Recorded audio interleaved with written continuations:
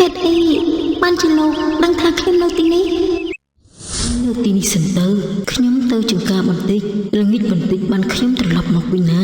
មើលថែខ្លួនផងយ៉ាងម៉េចបានហេតុអីក៏រកចង្ការខ្ញុំឃើញមករំអីបន្តិចទៀតគេដឹងខ្លួនហើយលោកតើមានរឿងអីពិតប្រាកដទៅ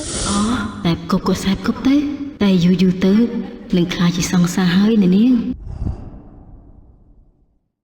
សូមជូនរឿងនាម៉ាក់វ័យក្មេង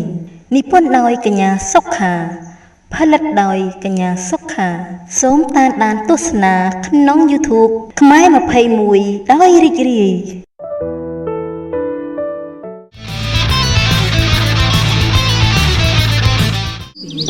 បានមកដល់រីយ៉ាក៏បានដើរលេងហើយក៏រអិលជើងដួលនីផាក៏បានទ្រជាប់លោកលេងខ្ញុំហេតុអីបានជាលោកដឹងថាខ្ញុំនៅទីនេះហេតុអីបានជាដើមមិនប្រយ័ត្នអញ្ចឹងនេះបើប៉ះពាល់ដល់កូនទៅហើយគិតយ៉ាងម៉េចពេលនេះនាងយ៉ាងម៉េចហើយមិនអីទេមែនទេកូនខ្ញុំមិនអីទេអរគុណហើយដែលបានជួយលោកត្រឡប់ទៅវិញទៅខ្ញុំមិនចង់ជួបមុខលោកទេខ្ញុំមិនទៅវិញទេខ្ញុំមានរឿងចង់និយាយជាមួយនាងច្រើនណាស់ទុកពេលឲ្យខ្ញុំបន្តិចទៅខ្ញុំគ្មានរឿងចង់និយាយជាមួយលោកទេហើយក៏ខ្ញុំមិនចង់ជួបមុខលោកដែរពេលដែលខ្ញុំនឹកឃើញលោកហើយខ្ញុំនឹកឃើញលោកហើយចំពោះខ្ញុំពេលនេះលោកទៅវិញទៅកុំឲ្យខ្ញុំស្អប់លោកខ្លាំងជាងនេះអីនេះយ៉ាខ្ញុំសូមទោសរឿងកន្លងទាំងប៉ុន្មានខ្ញុំជាអ្នកខុសអត់ទោសឲ្យខ្ញុំម្ដងទៅណាគឺខ្ញុំចង់ប្រាប់ថារីយ៉ា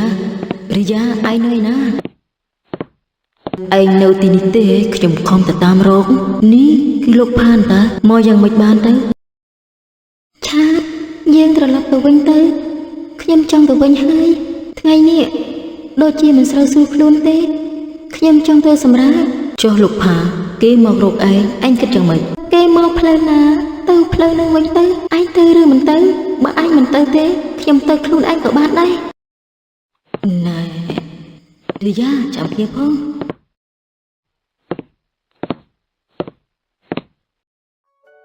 នេះផា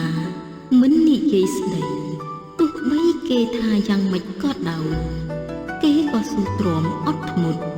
គេត្រូវតែយកឈ្នះរីយ៉ាឲ្យបានរីយ៉ាឯងគិតមុខពីគេធ្វើអីទៅគេខំមករកឯ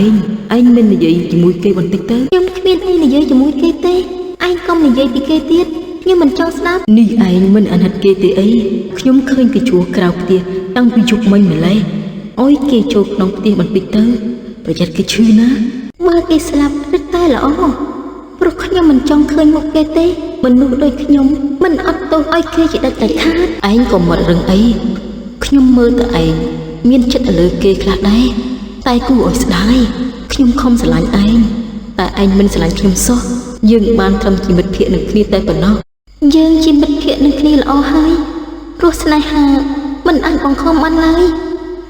ឯងថាយើងមានចិត្តទៅលើគេយើងគ្មានទេបានហើយយើងទៅដើរលេងវិញល្អជាង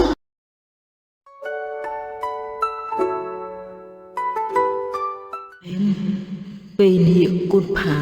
គេទៅអង្វររីយ៉ាបានឬអត់ទេខ្ញុំបារម្ភណាស់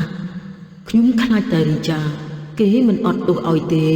លោកម្ចាស់កុំបារម្ភអីយ៉ាងណាអ្នកប្រុសតូចត្រូវតែស៊ូសាប់ហើយខ្ញុំគិតថា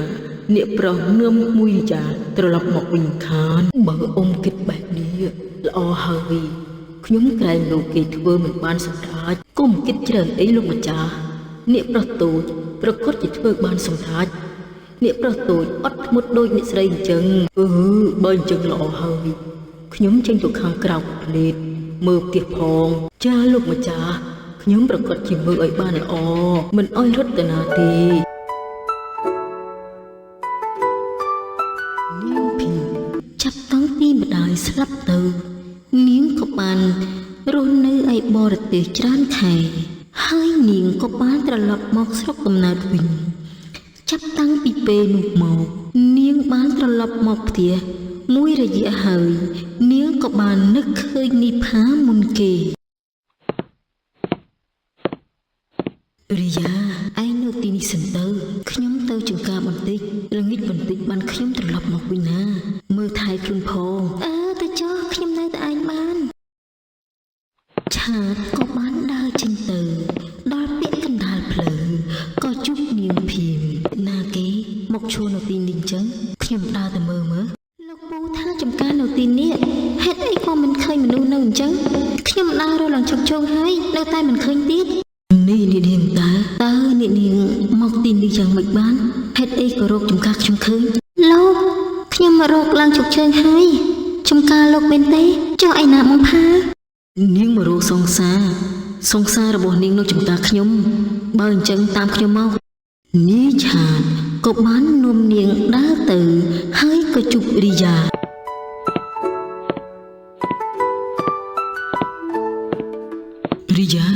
ឯងទៅណានឹង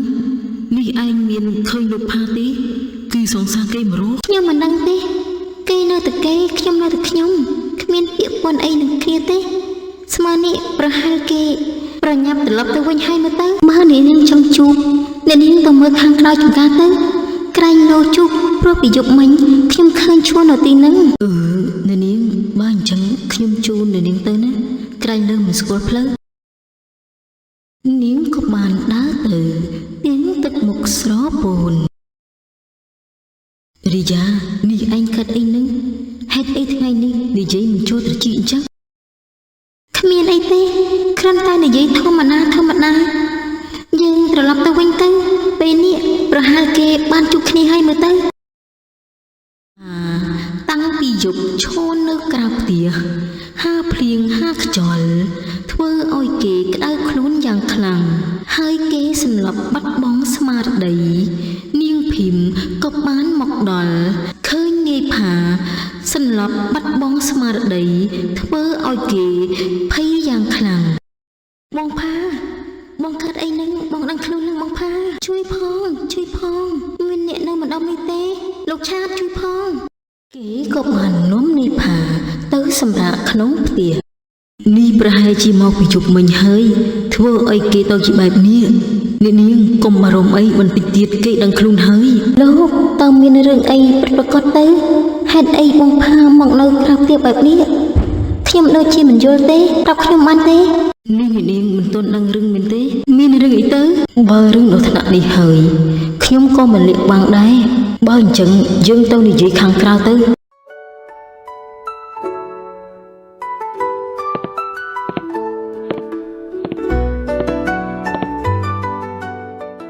បានទៅនិយាយខាងក្រៅ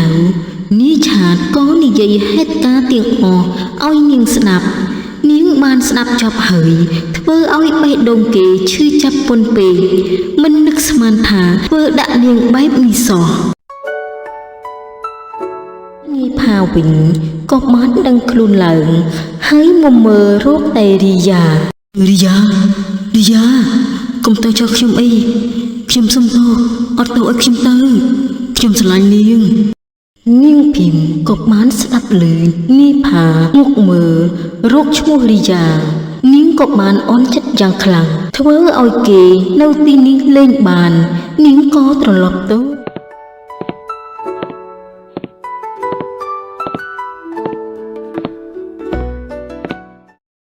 រីយ៉ាឯងមកពីណាខ្ញុំទៅចំការឯងនឹងហើយខ្ញុំទៅបេះផ្លែឈើញ៉ាំមិនហើយមានការអីមែនទេបានសួររកខ្ញុំនេះឯងមានដឹងទេថាពេលនេះលោកផាគេឈឺធ្ងន់ណាស់គេឈួរចាំឯងនៅក្រៅផ្ទះពីយប់មិញនេះតែនៅពេលនេះគេមិនទាន់ដឹងខ្លួនផងនេះឯងមិនទៅមើលគេបន្តិចទេគេឈឺឬគឺជារឿងរបស់គេអ្នកណាប្រើឲ្យគេទៅឈ្មោះហាភ្លេងហាខ្យល់ធ្វើអីទៅគេក៏មានសង្សារមើលដែរនេះឯងនៅមករឿងទៀតតាមចិត្តបើគេស្លាប់ទៅឯងកុំមកយំស្ដាយក្រោយបានហើយរីយ៉ាពេលដឹងថានាយផាឈឺធ្ងន់ធ្ងរធ្វើឲ្យបេះដូងគេនៅមិនសុខមាត់និយាយថាស្អប់តែក្នុងចិត្តគេនឹកដល់គេគ្រប់ពេលនេះនាងទៅវិញហើយមែនទេនេះនាងមិននៅមើលលោកផាសិនទេឲ្យខ្ញុំនៅយ៉ាងម៉េចបើគេមិនស្រឡាញ់យើងផងនោះបើលោកមិនប្រាប់ខ្ញុំទេខ្ញុំក៏មិនដឹងទេថាបងផាស្រឡាញ់រីយ៉ាដែរហើយថែមទៀត ទាំងមានកូនជាមួយគ្នាទៀតឲ្យខ្ញុំដើរតាមផ្លូវខ្ញុំល្អជាង មិនមានតែនាងទេដែលត្រូវខូចចិត្តខ្ញុំក៏ខូចចិត្តដែរស្រឡាញ់គេមិនស្រឡាញ់ពេលនេះមានតែឲ្យគេពីរនាក់ស្រឡាញ់គ្នាហើយព្រោះបេះដូងរាយាពេលនេះគេមានតែលោកផាតែប៉ុណ្ណោះ ទោះបីនាងមិនបង្ហាញក្តីស្រឡាញ់ក៏ខ្ញុំដឹងថានាងមានចិត្តទៅលើគេដែរ បើអ្នកនាងគ្មានអ្នកណាទេខ្ញុំក៏គ្មានអ្នកណាដែរយើងទាំងពីរនាក់មកខ្សែគប់គ្នាទៅព្រោះយើងជាអ្នកខូចចិត្តដូចគ្នាតើអ្នកនាងយល់យ៉ាងម៉េចដែរអូខេទេ នាងនាយគិតបែបហ្នឹងហ៎ក៏ប៉ុន្តែខ្ញុំមិនប្រកែកទេ ពិតមែនណាខ្ញុំសប្បាយចិត្តណាស់ដែលអ្នកនាងយល់ព្រម ណៃកុំសប្បាយចិត្តពេកខ្ញុំយល់ព្រមជាមួយលោកគ្រាន់តែសើបគប់គ្នាទេខ្ញុំមិនបានយល់ព្រមធ្វើសង្សារទេ ខ្ញុំខំតែអតែគប់ក៏សែបគប់ទៅតែយូរទៅនឹងខ្លាចជាសង្សារហើយអ្នកនាង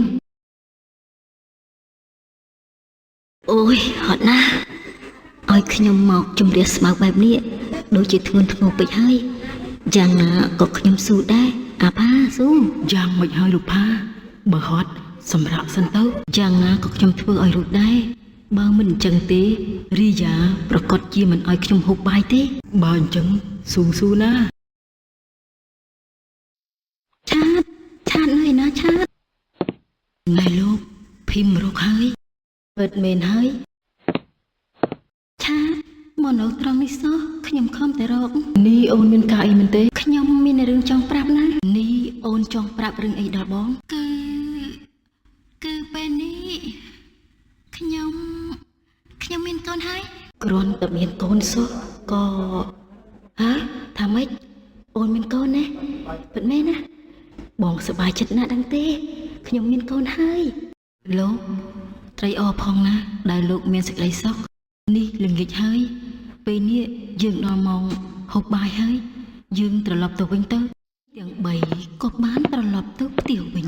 ចំណែករីយ៉ាវិញពោះកាន់តែធំឡើងជារៀងរាល់ថ្ងៃ ពេលនេះភីមនឹងឆាតគេរៀបការជាមួយគ្នាយូរហើយគេមានកូនទៀតផងខ្ញុំមើលទៅគេមានសេចក្តីសុខណាស់បងនឹងអូនអញ្ចឹងដែរពួកយើងទាំងពីរក៏មានសេចក្តីសុខដែរពិតមែនហើយកូនយើងជិតកើតហើយយើងគូដាក់ឈ្មោះអីទៅអូន នេះតាក់ឈ្មោះកូនហើយកូនមិនទាន់កើតផងបុរាណប្រកាន់ណា បងចង់ឃើញមុខកូនឆាប់នឹងណានេះតើកូនយើងមុខដូចណាទៅបងចង់ដឹងណារីយ៉ាបងស្រឡាញ់អូនខ្លាំងណាស់ដឹងទេតើអូនស្រឡាញ់បងទេតាំងពីយើងស្គាល់គ្នាមកអូនមិនដែលប្រាប់បងថាស្រឡាញ់បងទេ ពិតមែនណាគឺខ្ញុំមិនហ៊ាននិយាយនឹងណាតែពេលនេះអូនក៏ស្រឡាញ់បងដែរ